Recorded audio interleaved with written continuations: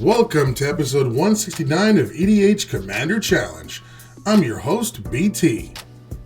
It is now time for the last first round match of our Patreon tournament. Who will take the final spot in the top 4? It's two of my favorite people going one-on-one. It's Anarchy versus Royalty. Two decks that with the right setup can get out of hand super quickly. One thing to mention, Mark was supposed to represent Neo here today, but due to scheduling conflicts, he was unable to make it. He did send me the deck, however, so for this week only, I'll step up and represent Neo, playing a Scarab God deck for the first time ever. Now then, behold the opening hands. First, in this corner, with an opening hand of an Island, Swamp, Thespian Stage, Altar of Dementia, Carry-On Feeder, Damnation, Chainer, Dementia Master, and his Demir-style general, the Scarab God. He is represented by Mark, who created the deck, and BT, who is playing it. He is the King, Neo Royal EDH.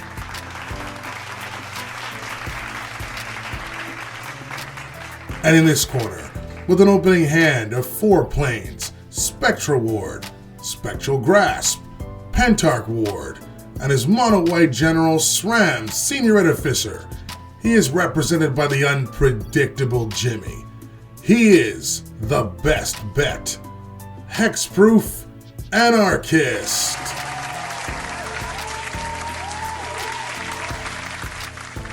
Hexproof on the dice will start us off, so let's begin our final first round card fight.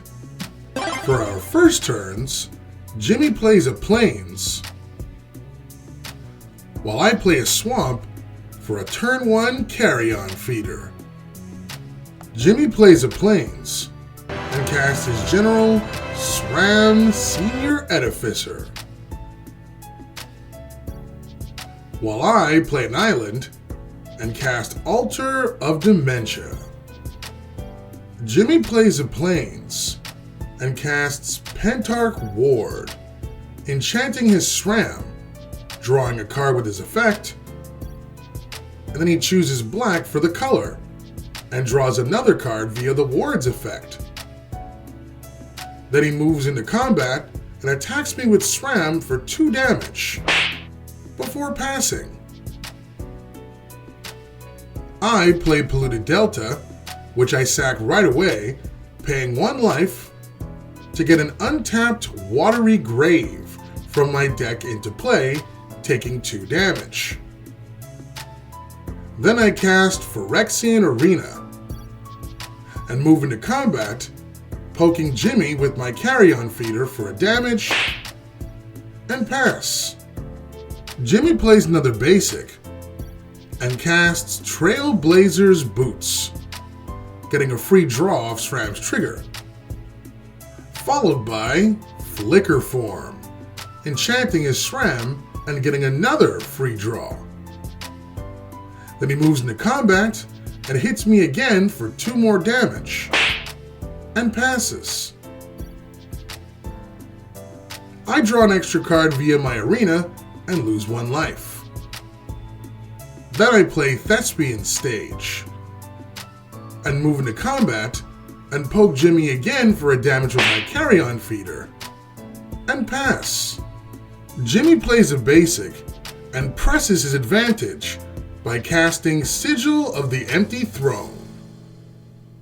Then he moves into combat and hits me again for 2 damage with Sram, before passing. During the end step, I cast Mystical Tutor, placing the OG counterspell on top of my deck.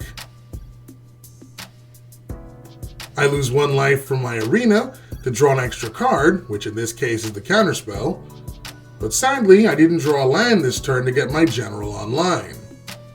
So I simply move into combat and poke Jimmy again for 1 with my Carry-On Feeder, and pass the turn. Jimmy plays a basic and casts Spectral Ward, which I do indeed stop with the counterspell I got last turn. However, Jimmy still gets to draw a card with his general and gain a 4/4 angel token as the spell itself was cast.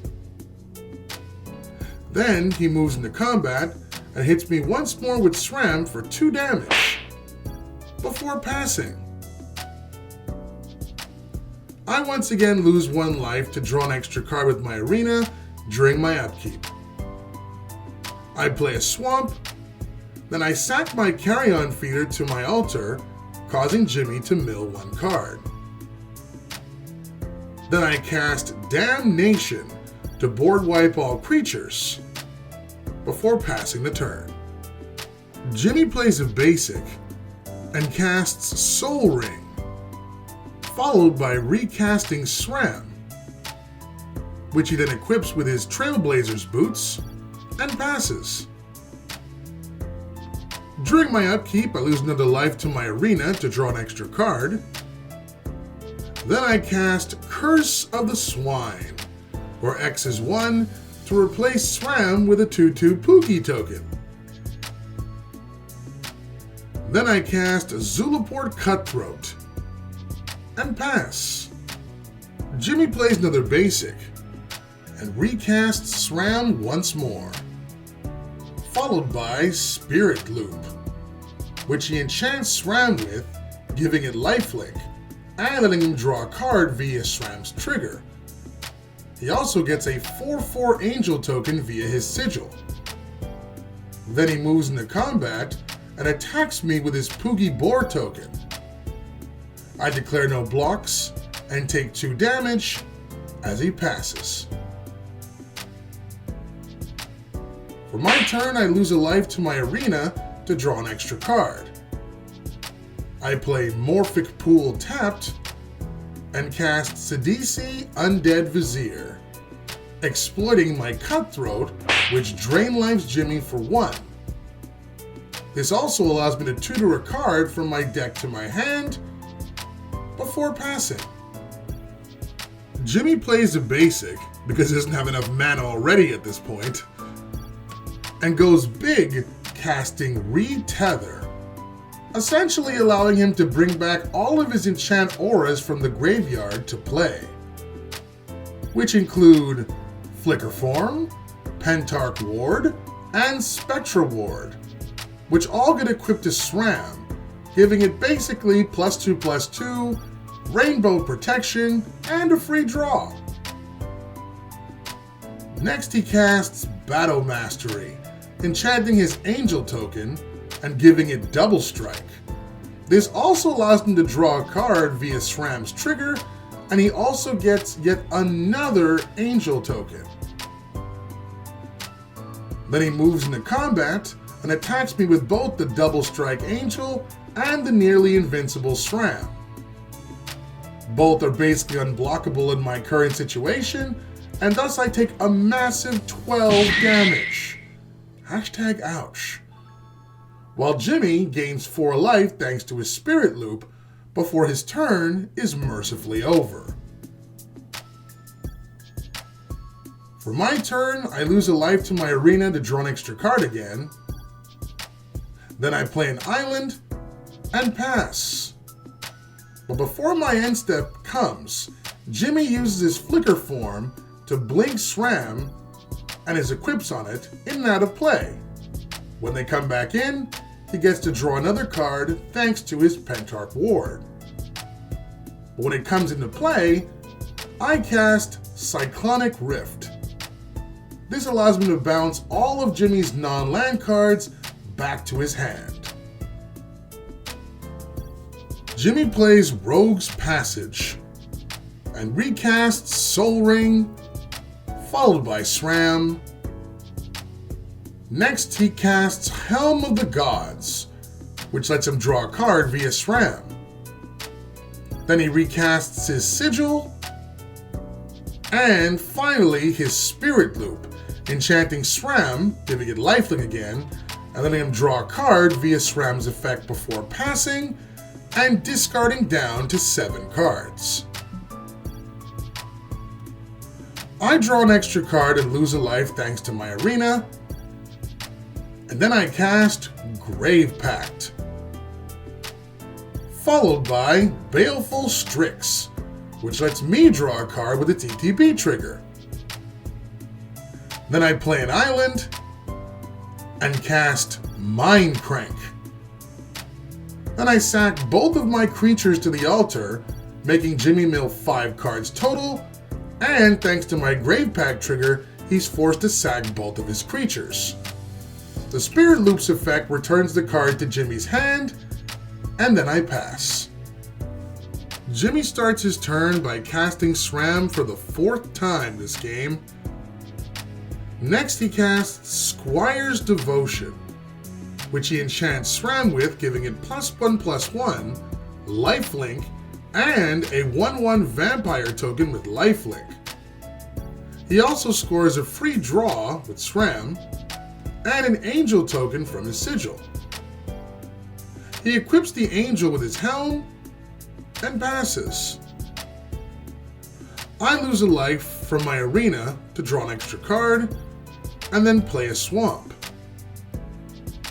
Sadly, while I can cast my general at long last, and even clone a creature from my graveyard, and can use my altar to sack them both to mill some more cards from Jimmy and force him to sacrifice 2 creatures, being as low life as I am right now, Jimmy would likely sacrifice his Sram and his vampire token, and need only recast his Battle Mastery to grant his Angel double strike to finish me off.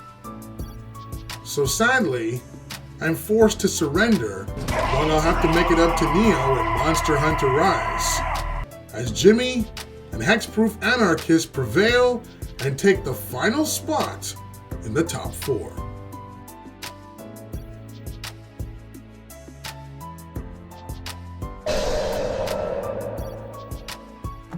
Jimmy had Sram, and I had Phyrexian Arena for draw power. But this battle came down to speed, and here the Enchantment Aura Draw Axel deck made by Hexproof Anarchist absolutely triumphed.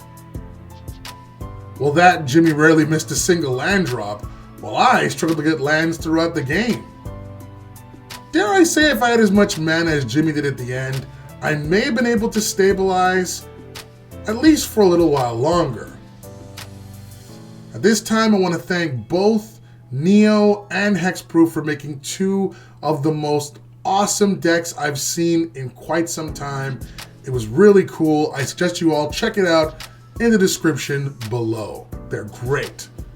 To agree with our picks, let us know in the comments down below. Also, if you enjoy our content, consider becoming a patron. Give you access to some bonus entries in our giveaways, entries into our tournaments, your nickname in the credits as part of our EDHCC club, and so much more. Next time we meet, it's time to start the semifinals. That's it for now. Thank you all for watching. Stay warm, stay safe, and keep on card gaming. Cheers, everybody. Thanks for watching, guys. Hope you enjoyed this week's episode. If you're a fan of EDH gameplay and you like whether it be 1v1 or multiplayer and you want to be part of the ever-growing Commander Challenge family, just make sure you smash the subscribe button and notification bell down below. We do weekly videos. Don't forget as well to like, comment, share our videos, but most importantly, enjoy them.